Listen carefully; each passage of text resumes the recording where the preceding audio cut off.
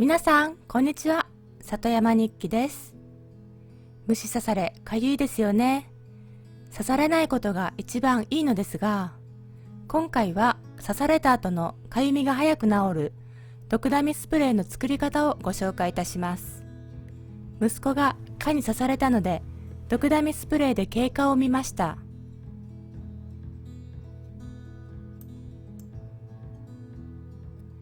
スプレーして1時間後です。腫れている部分が小さくなっています。かゆみはほとんど消えています。24時間経過、かゆみは全くないそうです。すごい効き目ですよね。人によって経過症状は異なるかと思いますが、近所の方からも効き目があるとの報告をいただいています。また、刺されないための虫除けスプレーも作ってます。別の動画で紹介していきますね。では、毒ダミスプレーの中身である毒ダミチンキを作っていきます。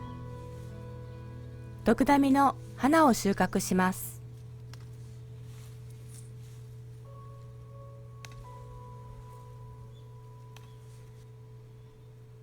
今回は花のみを使います。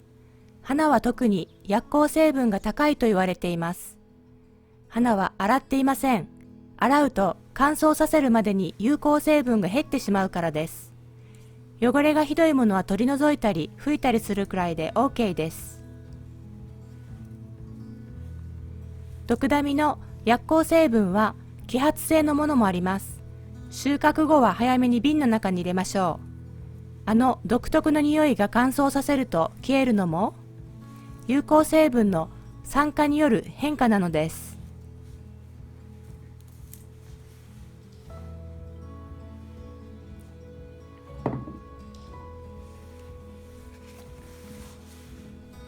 ホワイトリカー、香類、アルコール 35% を使用します。ウォッカもよく使われますが、身近で手に入りやすいホワイトリカー、度数 35% で十分 OK です。安くて量も多いので家計に優しいです。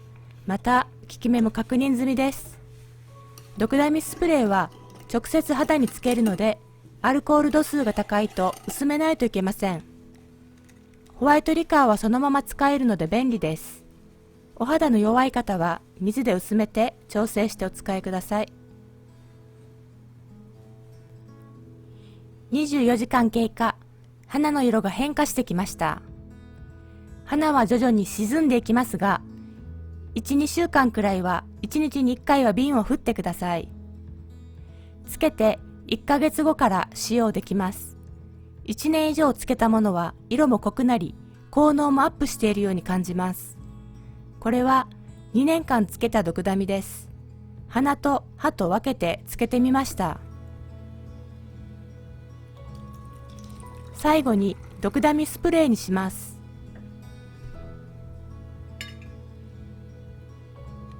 チンキをスプレーボトルに移すだけです。かゆみ止めの効き目は本当にすごいです。ぜひお試しください。ちなみに、蚊とブヨには効きました。ムカデとハチはまだわかりません。ムカデとハチには刺されたくないです。怖いです。